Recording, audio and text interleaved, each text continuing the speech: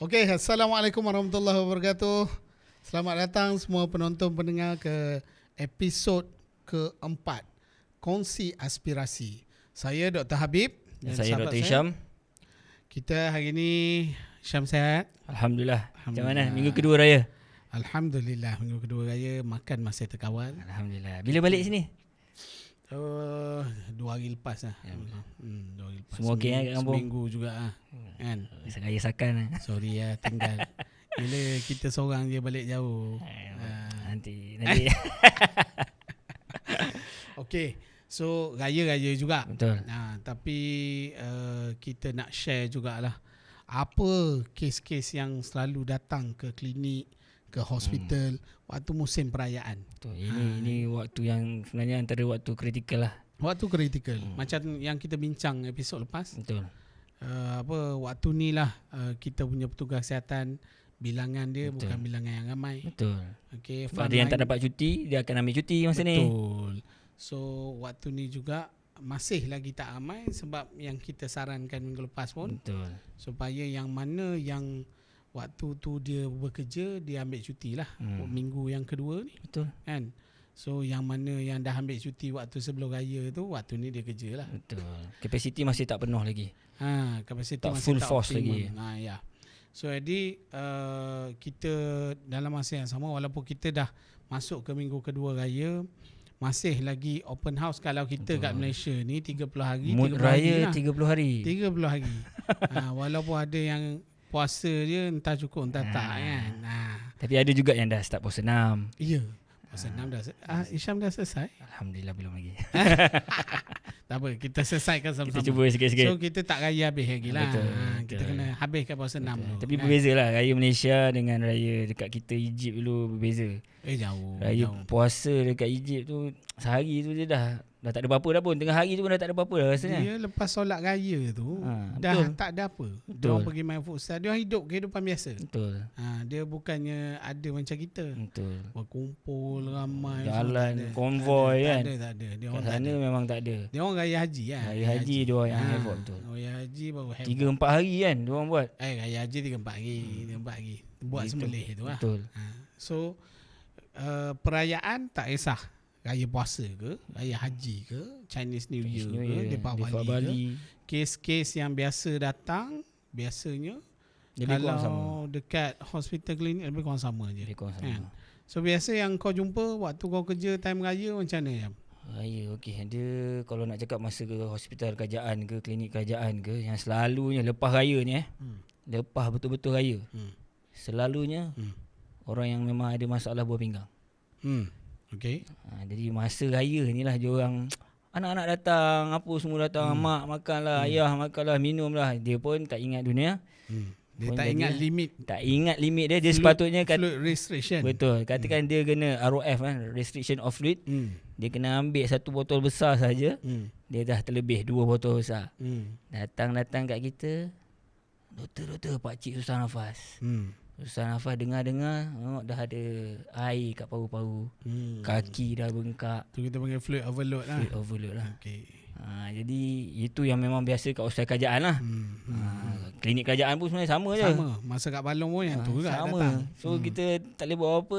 Kita kalau kat klinik kesihatan memang jauh daripada hospital. Limited. Ya. Limitasi itu memang terselah lah. Bayangkan kawan-kawan kat Sabah, Sarawak. Betul. Yang pedalaman betul-betul. Allah. Aku ada satu kawan yang memang duduk sangat jauh dekat pedalaman. Dia punya hospital terdekat lebih kurang dalam berapa 200 km. So dia nak hantar tu, dia kena hantar sehari. Sehari perjalanan. Seharian perjalanan. Masya Allah. 200 km sebab kat sana nak So, naik kalau tu naik emergency macam ni. So bayangkan kita ni yang paling dekat lah kalau kat Balong kita 80 km.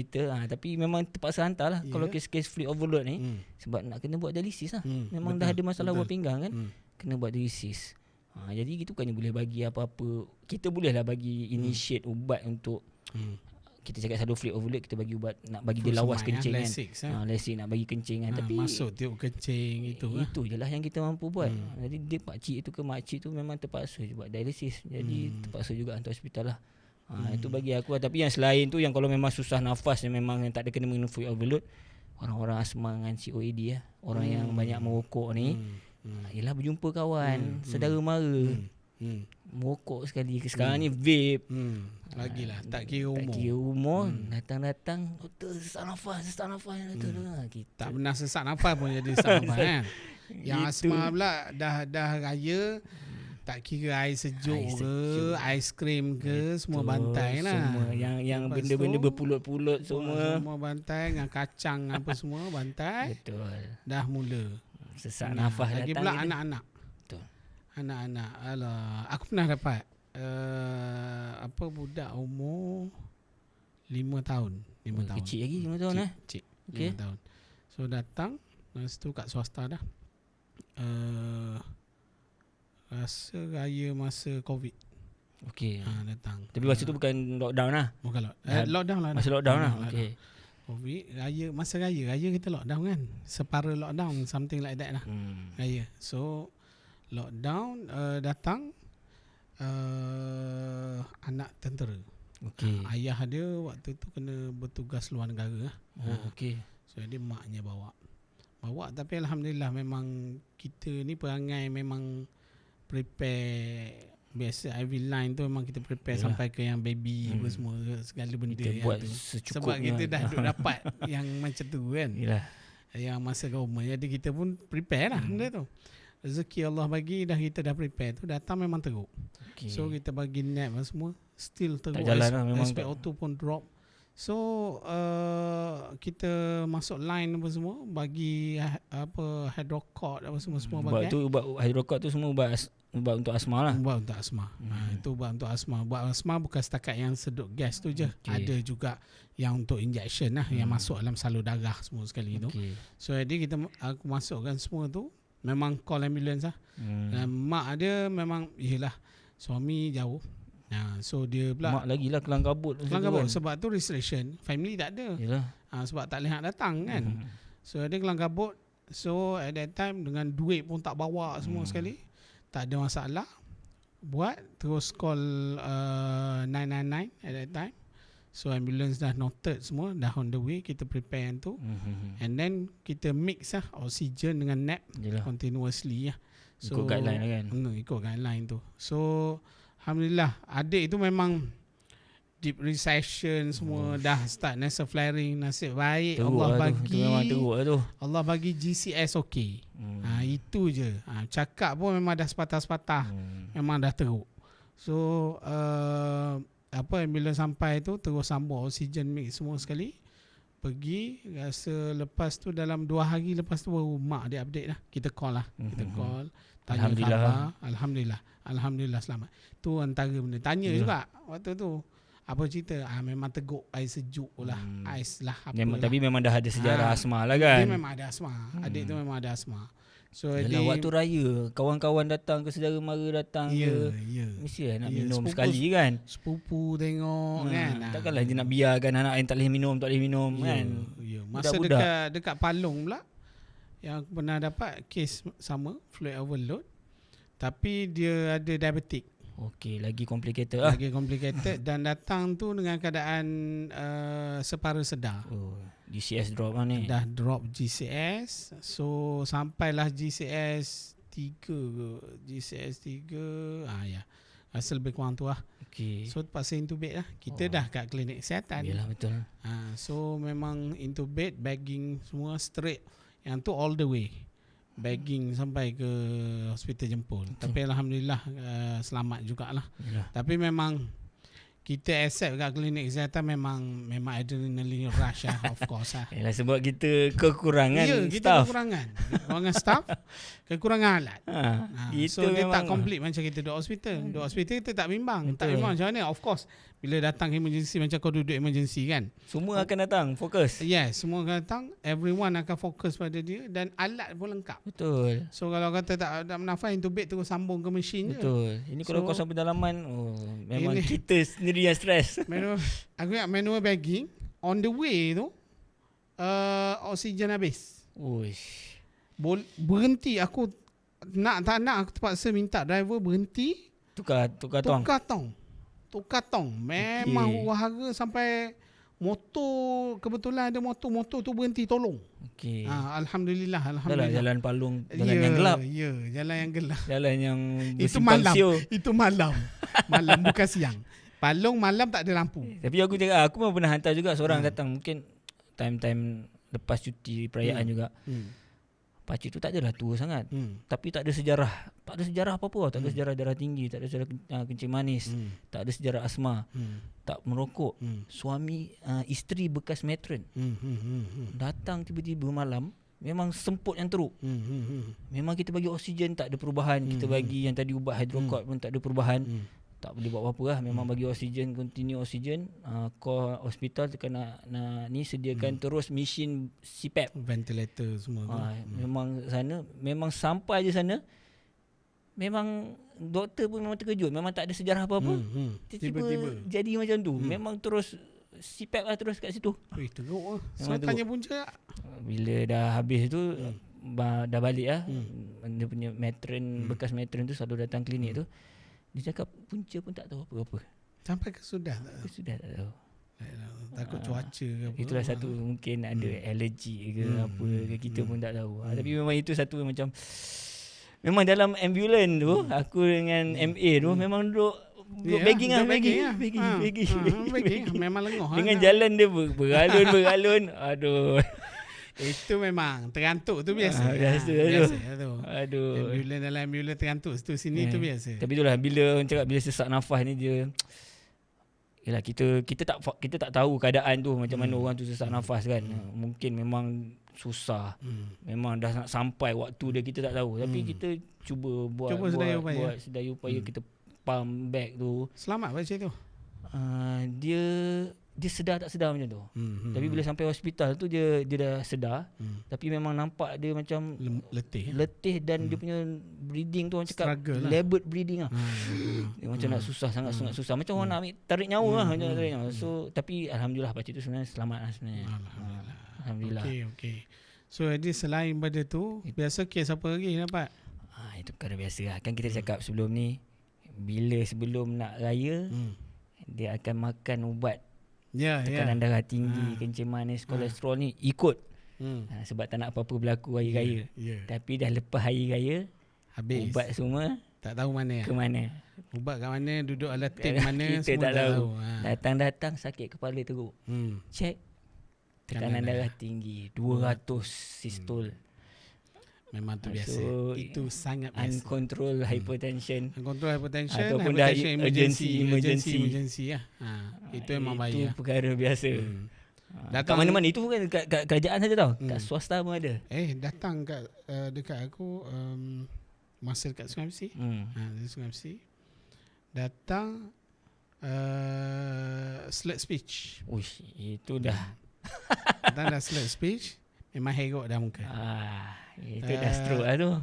Family bawa ke klinik. Sedar dia. JCS okey lagi? JCS waktu tu okey lagi. I think less than 4 hours lah. Sebab family dia kata biasa pukul 5 dah bangun. Dia orang sedar tu pukul 6.30. So dia orang bawa tu, kita 24 jam kan. So dia orang bawa tu around 6.45 macam tu sampai. So tengok tu memang confirm lah. Confirm BP Sadaqallah. Tinggi melambung ni. Memang 230 lebih rasa atas. Bawah dah 115 macam tu. So memang sangat tinggi. So yang tu memang emergency lah. Kita call for ambulance call lah yang tu. So yang tu memang klasik tanda stroke. Yalah, betul. Tanya memang ubat bye-bye lah. Dia darah kata tinggi, tak makan ubat, uncontrol, risiko stroke lah. Ada minum air apa entah. Air tu maknanya air ubat lah bagi dia. Kan. Bersamaan dengan ketum juga ke? Tak. Ini macam air produk. Herba lah. Herba macam tu kan. So jadi katanya elok sebelum tu. So jadi stop ubat dan sebagainya lah. Tapi itulah bila raya dah jumpa macam-macam. Yalah, itulah. Jumpa macam-macam. Lepas raya kita dah buka. Betul. Jadi macam tu. Betul. Tapi lepas tu alhamdulillah dia Pakcik tu cuma dia kuat semangat. So walaupun dia dah kena stroke, major stroke juga dah kena, tapi dia punya recovery quite good. Quite good yang tu. Apa tu semua antara yalah, darah tinggi tak terkawal, antara masalah-masalah tu. Itu sebab ubat yang perlu makan kena makan. Tak makan lah ni. Ceritanya tak makan. Kebanyakannya datang sebab tak makan ubat lah. Mostly tak makan ubat. Ataupun mungkin terlupa, ataupun jelah anak datang balik raya bawa balik rumah terlupa ubat. Tapi sebabnya kadang bukan dia macam mana tau. Bila aku pergi, kita di Palong pun aku pernah pergi visit rumah-rumah. Di Sungai Besi ke semua pun aku pergi visit rumah-rumah. Antara faktor juga bila kita pergi rumah-rumah ni, cara penyimpanan ubat. Cara penyimpanan ubat tu, ubat bercampur-campur. Kita bagi tu pada awalnya daripada klinik kerajaan ke, tak kisahlah mana-mana, dengan ada labelnya. Yalah, semua kan. So ni nama tapi ubat. Bila nama ubat semua sekali lengkap. Bila sampai di rumah, mungkin hari pertama tu okey. Lepas tu dia dah letaklah tin dia tu. Bila letak bercampur sekali sampai ada yang terkeluar daripada sampul. Yalah. So bila tanya, bila kita bila aku pergi, aku akan tanya ada sakit apa semua. Aku tanya apa underlying penyakit-penyakit sebelum ni yang memang ambil rawatan. So kita akan minta tengok semua ubat. Yalah. So bila aku tengok semua ubat dia, aku akan soal jawab. Tengok ubat yang terkeluar semua, aku tanya, ni ubat apa? Dah tahu ni, cara makan macam mana? Kebanyakannya tak tahu. Tak tahu ubat apa, tak tahu cara makan. So bila tanya ahli keluarga, kebanyakannya pun sama, tak tahu. So jadi itu antara faktor besar yang membuatkan diorang ni sometimes jadi tak makan ataupun terlepas ataupun salah. Ada pun salah makan. Yalah, betul. Dia kata ubat darah tinggi. Saya tengok metformin. Ataupun tetap Panadol. Panadol. So memang berlaku. Itu sebelum kita pergi rumah-rumah ni kita tak terfikir sangat benda tu. Yalah, betul. Tapi bila kita pergi rumah-rumah ni, itu salah satu faktor. Yalah, betul. Maksudnya bila kat situ aku melihat kepentingan ahli keluarga tu sendiri kena ambil berat dan mungkin bantu bagi cara penyimpanan tu. Mungkin kita pakai yang Tupperware yang memang dia punya susunan tu susunan yang betul, ataupun kita pakai macam rak kecil, betul yang plastik tu kan, macam laci-laci tu ke. Laci ni tulis label ubat apa ni ubat. Sometimes bila dia orang follow up, ada tambah ubat ke, perubahan ubat dan sebagainya, so ahli keluarga perlu tahu supaya update dekat laci tu. Betul. Tapi ini adalah satu benda sebenarnya sesiapa dalam bidang kesihatan, lebih-lebih lagi doktor dan ahli farmasi untuk educate pesakit ni. Educate lah, yes. Benda ni kita boleh jadi satu topik yang baru untuk kita bincangkan juga. Betul. Yang ni dia bukan educate sahaja pesakit, dia kena educate sekali ahli keluarga. Betul. Salah seorang at least lah. Betul. Sama ada anak ke ataupun isteri ke. Sebab aku pernah juga, bukanlah dia bercampur bau, bercampur semua ubat-ubat ni. Yang aku pernah datang tengok kat rumah pesakit adalah satu kabinet penuh dengan ubat. Yang mana ubat itu mungkin dia dah ambil lama tapi dia tak makan. Expired lah. Dah expired ke apa semua. Jadi pembaziran dah jadi satu pembaziran pula. Kita kalau ambil kat kita, kita bayar, kita tak makan ubat tu, kita rasa membazir. Tapi kalau kita ambil ubat tu kat kerajaan, kita bayar RM1, RM5 je, tapi tak rasa apa-apa. Apa nama bazirnya? Aku tak makan, bayar RM5 je, RM1 je aku bayar. Jadi itu satu topik yang kita rasa boleh bincang. Mungkin kita panggil ahli farmasi juga nanti. Yang tu next. InsyaAllah nanti next episode kita akan bincangkan dengan farmasi. Okay, apa lain yang selalu datang kat kita, kat klinik mana-mana? Kalau paling biasa sangat keracunan makanan. Itu biasa. Itu memang kerap. Dia keracunan makanan nampak biasa, tapi dia akan jadi luar biasa dan bahaya kepada beberapa golongan. Okey. Yang pertama, golongan anak-anak yang bawah 5 tahun. Okey. Itu kategori bahaya. Yang kedua, warga emas atas 60 tahun. Yang dah ada penyakit-penyakit kronik juga. Lagi-lagi yang ada penyakit lah, of course. So dua golongan ni yang bahaya. So memang kalau datang dua golongan ni, kita nak kena tengok tahap hidrasi, tahap betul. air dalam badan. Macam mana nak check, kita nak kena pinch, cubit dia punya Tengok kulit, lidah kan. tengok lidah, mata yes. Tengok tanda-tanda tu. Betul. Untuk tengok memang dia ni hidrasi ataupun tahap air dalam badan dia ni masih okey ke tak. Tahap optimal ke tak? Tahap optimum ke tak. Sebab aku dah dapat dah pun sama di Sungai Besi juga. Memang adik itu datang cirit dah lebih 5 hari baru datang. Baru datang dah 5 hari. Sebab mak dia kata ada dah air garam. Okey. Dah bagi air garam dah doktor. Ingat normal biasa je lah ni. Normal biasa. So dengan dah kawan tu dah start demam dah. Dah boleh jadi jangkitan lah pula kan. Dah jangkitan.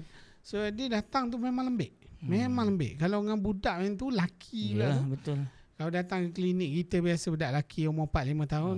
Aktifnya. Kalau tak bergegar dinding bukan budak nama dia. Budak lelaki tu kan. So ni datang lembik senyap. So memang nampak sangat long life. Lidah memang kering. Mata dah ada tanda sunken eyes. Lepas tu memang picit ke perut ni memang dah slow. Memang dia kecut lah. Dah kecut. Dah start kecut. Memang yang tu sebab kita fasiliti klinik swasta, kita memang tak masuk air kat budak-budak. Bahaya. Sebab kita tak ada drip yang exactly macam kita dulu kan. Ada monitor machine tu semua tu. So jadi memang ambulance call terus. Ambulance call terus. Hantar. Mak dia a bit reluctant. Itu isu dia. A bit reluctant at that time. Tapi selepas penerangan panjang lebar, memang keselamatan kan. Keselamatan. Memang akhirnya alhamdulillah lah. Kena pergi juga. Walaupun reluctant pun kita kena force juga sebenarnya. Kita sebagai doktor ke ataupun nurse ke, kita kena pujuk bagi tahu benda yang betul dan mungkin akan berlaku kan. Betul. Kalau tak berlaku, mungkin balik rumah nanti mungkin boleh bawa kepada kematian. Kita pun nak mengelakkan benda-benda tu semua. Betul. Itu bahaya. Lagi pula dia dah bawah 5 tahun. Betul. Bawah 5 tahun ni untuk para penonton. Bawah 5 tahun anak-anak kita kalau cirit lebih 5 kali je jangan tunggu. Betul. Cirit atau muntah lebih 5 kali kat rumah jangan tunggu. Terus bawa ke fasiliti kesihatan. Mana-mana kerajaan, swasta ke tak sah. Terus bawa mana yang terdekat. Sebabnya untuk anak-anak yang bawah 5 tahun ni, pagi ni kita tengok okey, petang tu sekejap je boleh terus silap-silap pingsan. Dia memang Allah buat untuk anak-anak ni yang bawah 5 tahun ni, dia cepat menjadi teruk. Itu yang bahaya. Betul. Itu yang kita takut. Sebab tu bila kita selalunya kalau kita di peringkat klinik, sama ada klinik swasta ke kesihatan ke, kita recommendkan untuk hantar ke hospital tu bukan saja-saja. Ya, betul. Bukan saja-saja. Bukan nak sebab nak menyusahkan, tak ada. Kita nak membantu. Kita dapatkan tip-top punya rawatan. Betul. Kita nak pastikan dia dapat rawatan yang memang lengkap untuk menyelamatkan nyawa dia dengan cepat. Sebab kalau lambat kita bagi air, lambat kita masuk air, lambat kita bagi ubat demam, ubat antibiotik dan sebagainya, jika dia dah start ada jangkitan macam kes adik tadi. Betul. Dia punya risiko komplikasi sehingga air masuk pun dah tak ada guna, itu paling tinggi. Dan boleh bawa kematian lah. Boleh bawa kematian. Kita kat government dulu ada, kalau ada kematian ada under 5 mortality kan. Under 5 mortality.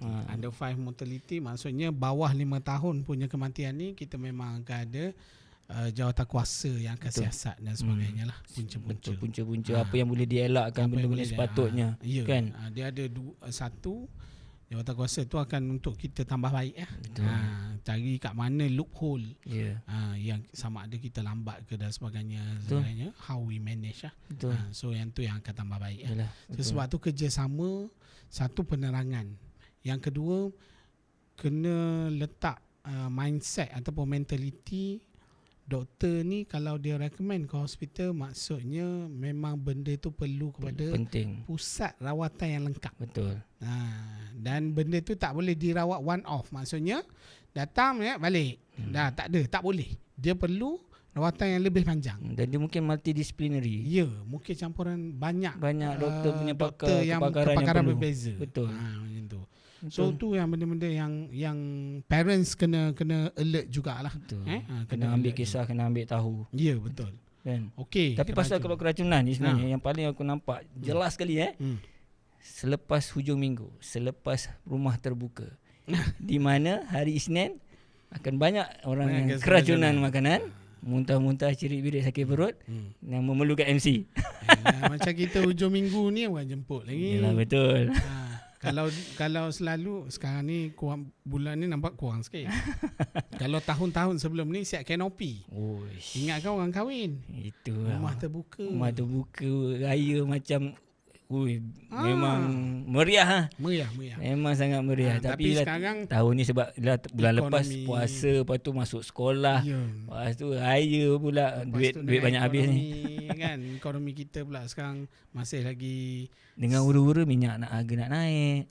So banyak faktor banyak faktor. So bagusnya semua pakat menyimpan. Betul lah. Menyimpan. Tapi bab kesihatan jangan dibuat ringan. Jangan diambil main lah. Jangan main. Kalau batuk sesama biasa ke apa ke, check dulu. Betul. Bukan apa, takut nanti jadi macam tadi lah. Tiba-tiba sesak nafas. Betul. Tak tahu punca semua kan. Betul. So itu yang kita takut. Betul. Dah jadi macam tu sampai kena masuk Intubate. salur pernafasan bantuan tu. Betul. Salur bantuan pernafasan apa semua tu. Itu tak senang untuk dicabut dah. Betul. Dan kadang-kadang dia menyebabkan trauma kat salur pernafasan kita. Dia luka. Yes, Jadi of course. luka. Memang banyak masa aku di ICU dengan NS Jabatan Pakar Bius lah. Waktu kat situ, lepas kita extubate, maksudnya selepas kita cabut buang ataupun cabut saluran bantuan pernafasan tu, memang pesakit banyak akan komplain, doktor saya rasa tak selesa, rasa sakit tekak. Kadang-kadang suara hilang. So dia bukan kata benda tu tak hilang, dia akan hilang, tapi ambil masa lah. Ambil masa. Sebabnya waktu kita intubate tu, kita masukkan saluran bantuan pernafasan tu, mungkin ada tergesel sikit dan sebagainya. Dia kalau mungkin doktor yang memang berpengalaman masuk sekali dah jadi. Ada yang mungkin masuk berkali-kali, 2-3 kali. 3 kali baru jadi. Dah mencederakan saluran pernafasan tu. Benda tu bukannya orang kata sengaja, tak. Betul. Tapi waktu tu keutamaan dia adalah menyelamatkan nyawa. Bukan saja kalau nampak viral sebelum ni doktor bagi ubat untuk tidur dengan bagi buat intubation tu, itu memang sengaja nak suruh mati. Yang musim COVID ni. Ada COVID kalau pergi hospital nak intubate mesti mati. Memang nak bunuh. Itu isu nak lain. Nak mati kan sakit. Tak ada. Sikit pun tak ada. Malah kita menghadapi kematian tu bukan benda yang senang. Of course. Benda yang ringan untuk kita juga. Kita pun trauma. Betul. Walaupun kematian tu kita dah dari sudut kesihatan kita lihat keadaan dia tu kemungkinan. Tapi semuanya kuasa Allah. Betul. Of course. Tetapi walaupun benda tu dengan keadaan dia tu kita dah agak mengikut pengalaman kita dah agak ke arah itu, dan memang Allah bagi tiba-tiba memang Allah tarik nyawa dia pun. Yalah. Benda tu impact. Betul. Benda tu impact.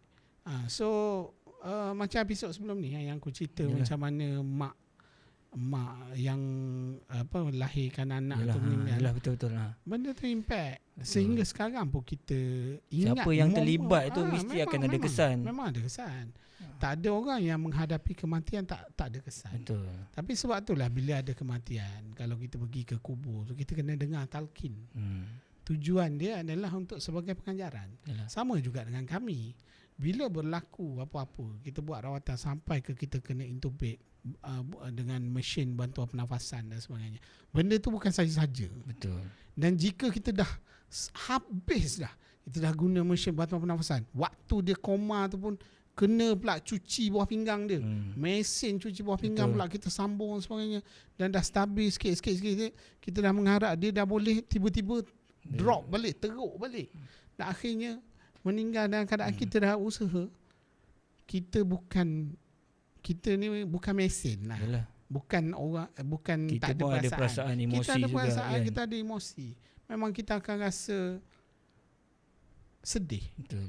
Sedih. Benda sebab tu bila aku kalau ada pesakit yang aku memang terpaksa refer ke hospital, ayat last sekali dalam surat refer aku adalah apa-apa future plan ataupun apa-apa finding untuk this patient yang dijumpai di hospital oleh pihak pakar, berkongsi dengan aku. Ya, supaya kita boleh supaya tahu. Kita pun boleh tahu dan in the future kita boleh tambah baiklah kita punya servis. Ya, betul. Tapi tak banyak pakar balas balik Biasa. Kita punya surat-surat ni. Mungkin sebab dia orang sibuk tapi actually untuk kesinambungan rawatan untuk kita di primary care, maksudnya kalau orang sakit dia akan datang ke mana-mana klinik swasta tu, kita panggil primary care. Maksudnya first line treatment.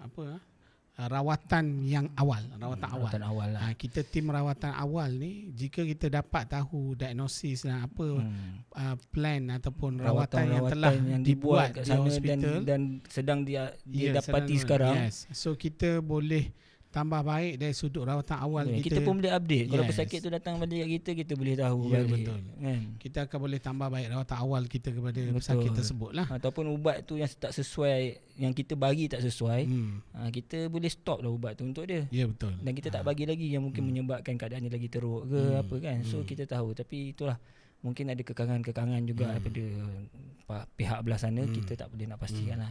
So jadi komunikasi, sebenarnya itu komunikasi lah antara kita di peringkat tim rawatan awal dengan tertiary tertiary hospital sangat penting. Betul. Perkongsian tu. Okey, so selain daripada keracunan makanan, apa lagi yang kau pernah jumpa? Perkara biasa. Kemalangan. Kemalangan. Okey. Budak-budak naik motor jatuh. Itu biasa. Skidded. Itu biasa. Kemalangan, ada kemalangan kereta. Yang kemalangan kereta teruk lah. Inilah, kalau teruk tu memang pernah dapat teruk jugalah. Kalau kecemasan tu memang perkara biasa lah. Yang paling teruk kau dapat kemalangan macam mana? Dekat kecemasan tu, sampai memang patah kaki, pengsan, GCS 3. Aku pernah dapat juga yang ini tak tahulah kemalangan ke tak. Terbakar. Satu badan terbakar. Tahap 3. Memang orang cakap ni macam arang lah. Kulit-kulit ni macam arang. Tapi bila dia bawa tu, dia memang dah kaku. Tapi dia masih ada nafas. Hidup masih hidup. Tapi tak boleh nak buat apa-apa. Aku dapat kes macam ni. Tapi memang kemalangan. Purely kemalangan. Di tempat kerja. Okey. Di tempat kerja, di satu kilang. Macam mana lah dia bekerja kat situ lah. So kes tu I'm not sure dah settle belum di peringkat majikan tu. Tapi meletup. Okey. Meletup memang the whole body. Masa tu aku dah dekat NS juga. So handle juga untuk pain management. Okey. So pain je lah boleh pain. nak bantu. Satu pain yang patient tu aku terlibat daripada masa aku dekat department surgical. Okey. So plastik anesthesia. Dia memang masuk, dia memang intubate semua tu. Memang intubate. Sehinggalah aku di department NS tu pun masih ada lagi. Okey, lama tu. Memang lama. Tapi alhamdulillah aku tak sure aku habis houseman tu dia tak discharge lagi. Okey. So aku hopefully dia okey lah. Itu yang paling teruk yang pernah aku hadap dari sudut kemalangan lah. Dari sudut kemalangan. Dia ada kemalangan satu dekat Palung tu. Itu Jalan Muazzam Shah ke Kuala Pilah. Oh, sana. Masa tu memang kemalangan tu berdekatan Hospital Jempol. Itu tak ada dengar lah sebab jauh sikit daripada Palung kan. Tapi dengar kemalangan tu memang teruk lah. Bertembung. Satu family tu memang meninggal lah. Ada kena bawa pergi Jempol tak boleh bawa apa, kena pindah pula pergi ke Kuala Pilah. Sampai memang buat inquiry. Lepas tu lepas habis tu memang diorang buat satu macam course, kursus handle kes trauma macam ni. So memang itu sebablah kat kawasan Palung tu memang kawasan kemalangan sebab antara kawan klinik lain lah dekat kawasan Palung tu pun meninggal masa bertugas. Dekat kawasan Palung tu juga. Yelah sebab jalan kecil. Betul. Lepas tu jalan kalau malam pula lampu tak ada kan. Gelap. Dengan kalau malam kawasan Felda ni lembu semua akan datang tidur atas jalan. Sebab dia nak haba jalan raya tu kan. Betul. So jadi malam kalau kita tak hati-hati bawa laju tu. Masa tu aku bawa Saga BLM. Lampu nampak depan tu. Rasa adalah sedepa je kot lampu. Masya-Allah. Mencabar nak sampai ke kalau bukan lembu yang melambung, kita yang melambung. So tu antaranya. Tapi antara yang aku dapat juga banyak waktu raya ni, selepas raya, waktu raya datang tak sedar antara dua. Banyaknya gula tinggi. Banyak kes gula tinggi. Ini sama macam darah tinggi tadi lah kan. Sama, tak makan ubat lah ni kan. Tak makan ubat. Dia satu tak makan ubat, yang kedua makan tak terkawal. So ada seorang makcik tu ni pun dekat Balong. Datang dah muntah-muntah tak ada selera makan dah lebih seminggu. Okey. Dia orang duk kata mak demam. Demam. Rupa-rupanya cek gula tak boleh detect. Memang high lah. High. Very high. So high. So ambil darah semua, cek urine kan. Kita cek semua tu memang kita diagnose as DKA or HHS lah. Maksudnya ada ketone lah dalam tu. Ini maksudnya untuk para penonton, gula yang terlalu tinggi sampai darah dia dah jadi berasid. Itu maksud yang saya sebutkan tadi. Dan dia juga kering lah. Air dia dah tak jadi ada. Bila darah dia jadi berasid, masuk darah jadi pekat, masuk badan dia dah sangat kering. So dia tak akan ada selera makan. Dia rasa macam demam. Lepas tu asyik dahaga je. Tapi makcik tu masa sampai GCS masih quite okay. Rasa kalau lambat memang dah kena intubate lah. So at that time masuk tiup kencing pun semua memang kita hantar ke hospital lah. So untuk start insulin lah. So tanya memang ubat tak makan. Lepas tu memang makan bantai je apa ikut selera. Lepas tu anak-anak datang balik semua kan perayaan. Tapi bila dah jadi tak berapa, tak sedar, tak apa selera semua, anak-anak duk ingatkan demam lah. Mak demam ni tak ada selera, mak demam dia duk ingat benda tu. Tapi hakikatnya punca utama adalah gula. So tu antara yang ni. Yang kedua yang aku pernah dapat juga, yang ni video dia punya penjaga bagi video pesakit tersebut, tanya lah untuk kita pergi ke rumah. Alright. Dah berbuih-buih. Sawan lah. Itu soalan pertama. Sawan ke? Bukan sawan, dia duk ingat sawan. So Allah bagi ilham kat aku lah nak tanya, ada kencing manis ke? Ada kencing manis. Aku dah ingatkan apa, aku rasa hypo dah. Mengejut pergi check memang hypo. Memang hypo. Memang terlebih makan ubat ke? Tak makan langsung ni? Dia tak makan apa. Tak makan apa-apa langsung. Sebab dia jadi takut sangat. Macam tu. So tak makan apa langsung, sehingga kan dia makan ubat. Lepas tu dia tak makan apa-apa. Dia makan ubat, lepas tu tak makan apa-apa pula. Tak makan apa. Kononnya nak kawal sangat ni. Hypo. Tapi terpaksa alhamdulillah lah kita ada kat standby gula semua tu bagai kan. Dia sedar sikit tu, terus hantar hospital juga. Kena hantar juga. Kita tak tahu, mungkin dah oksigen tak cukup kat otak, gula tak cukup kat otak kan. Hypo ni maksudnya gula sangat rendah. Gula rendah ni kategori yang definisi kita adalah di bawah 4 bila kita baca. Bacaan tu di bawah 4. So tu sangat rendah lah. Tapi yang aku rasa yang antara dua-dua lah, hospital, klinik kerajaan dengan klinik GP swasta ni, yang paling biasa aku rasa common adalah demam batuk sesama sakit tekak. Itu paling biasa. Lagi-lagi selepas COVID lepas COVID ni, kita dah mungkin kau jumpa ada keluar pergi rumah terbuka ramai orang ke apa ke, mungkin COVID. Mungkin URTI biasa. Mungkin boleh. Influenza. Betul, influenza. Satu lagi yang orang ramai terlepas sekarang, RSV. Betul. Retroviral-virus. Yang tu ramai terlepas. Betul. Kita dah check semua. Kita check COVID negatif, kita check influenza negatif. Sekarang kita ada 5 panel. Yang kita check swab tu, kita check untuk 5-5. Betul. COVID, influenza AB, betul. Lepas tu dengan RSV. Ada sekali, betul. Satu lagi apa? 5 lupa. Tak ingat. So jadi yang tu kita kena refer juga. Betul. Sebab dia tak boleh untuk rawat balik rumah. Betul. Dia kena warded bagi nap, bagi seduk gas berkala. Lagi kalau memang dah efek pada paru-paru kan. Dah susah nafas ke apa ke kan. Sebab yang tu pun even anak aku sendiri pun pernah kena RSV. So memang dia efek paru-paru dan kena warded kan. Kena warded seminggu. Dan selepas tu memang kita punya follow up tu berkala. Dalam sebulan lebih barulah dia clear betul-betul.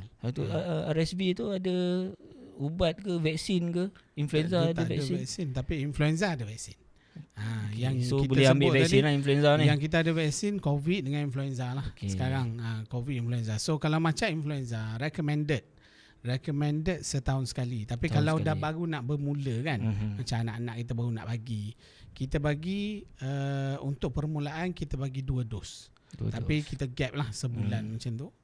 Dos pertama, dos kedua, lepas tu tahun seterusnya barulah satu dos. Maksud satu suntikan setiap tahun macam tu. Ada satu lagi recommendation, kalau nak travel, tak kisah ke mana-mana, umrah ke haji, travel haji melancong ke, tak kisah mana-mana, saya recommendkan lah. Sebab yang ni kita pun praktis kita sendiri as a doctor, kita pun praktis.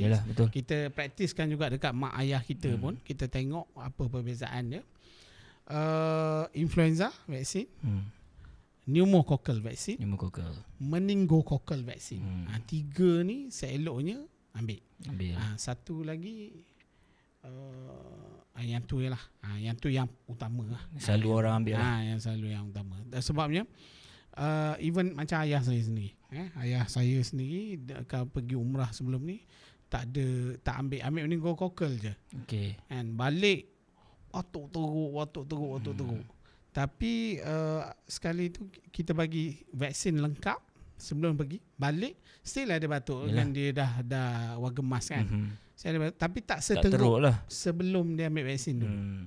Kita boleh compare kan. Lagi-lagi untuk orang yang memang dah berusia kan, ataupun yang bawah 5 tahun lagi kena lah. Golongan yang sangat berisiko, golongan berusia wagemas 60 ke atas, golongan yang 5 tahun ke bawah, dan juga golongan-golongan yang ada penyakit, tak kisah dia duduk umur tengah-tengah tapi dia ada diabetes, penyakit kronik lah kan. Dia ada penyakit yang imun rendah. Contoh ada HIV ke kan, ataupun ada Allahumma salli ala sayyidina Muhammad, SLE kan, autoimmune. So orang yang macam ni sangat recommended, disarankan lah untuk ambil. Tapi jumpa dengan doktor dulu. Dapatkan nasihat doktor lah. Nasihat doktor dulu. Jangan ambil pukul rata. Aku tak perlu ambil ni, aku perlu ambil ni. Jangan ambil pukul. Kalau macam hari ni dengar daripada kita orang ni, suruh ambil. Jangan. Dapatkan nasihat doktor dulu. Apa yang perlu anda ada doktor yang anda biasa dapatkan rawatan. Betul. Jumpa dia orang, dapatkan nasihat. Tengok sebab keadaan unik manusia ni, rawatan. Orang berbeza kan. Ya, kita kata batuk sesama. Bukan semua orang akan dapat ubat batuk sesama yang sama. Betul. Dia uniknya adalah kita rawat berdasarkan individu. Betul. Nampak macam kita rawat macam sama. Yalah. Tetapi consideration untuk kita bagi rawatan tu of course sangat berbeza. Sangat berbeza. Okay. So ada lagi nak cerita? Itulah, selalunya itu je lah. Dia banyak lagi yang selalu datang, tapi rasanya itu yang selalu datang paling kerap lah datang lepas raya ni lah. Musim-musim perayaan. Musim-musim perayaan ni. Kisah bila lah. So jadi konklusi cadangan kita lah kan, sebagai nasihat apa semua, apa yang patut nak kena buat sikit sebanyak.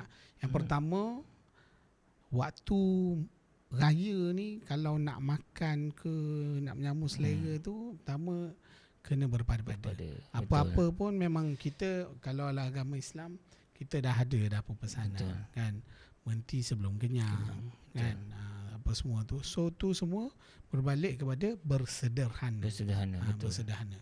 Ya, kita tahu perayaan ni memang banyak rumah terbuka, pergi rumah saudara. Jadi dan makanan pun yang tak jumpa. Betul. Sekarang ni banyak kuih-kuih muih tradisi payah nak jumpa. Betul. Balik kampung kita, masya-Allah, macam-macam ada. Tapai lah kan.